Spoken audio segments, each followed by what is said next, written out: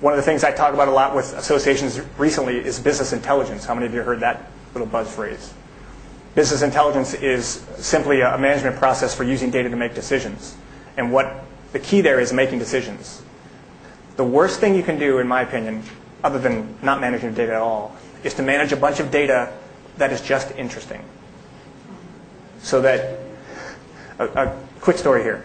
I worked for an executive director who was a very smart guy. He had 2 advanced degrees in engineering, and he loved data. And I'm a big geek. I love data too, so this was a great relationship. One day he comes into my office and he says, will you give me all the data on our members? How long they've been members, how much they pay, where they're located, all that. It was a trade association. We had 500 company members. So I spent a couple hours cranking out that data and give it to him. Comes back into my office and said, now give me these 3 data elements too.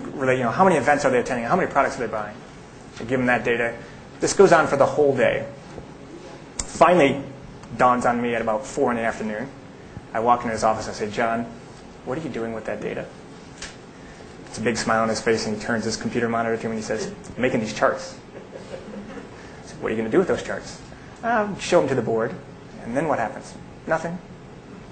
Great. So we spent 6 hours, his time and my time, creating charts that he's going to show to the board so the board could say, that's interesting. Nothing was going to change as a result of that information. So just keep that in mind when you're talking about the fields you're going to track and the functionality you need. Is behavior going to change? Are you going to do something with that information? And I'm not saying you won't, because you may. You may be different than most of my clients. But most of my clients say, it would be great to know that. And then I say, well, what would you do if you did know it? Nothing, actually. It would just be great to know.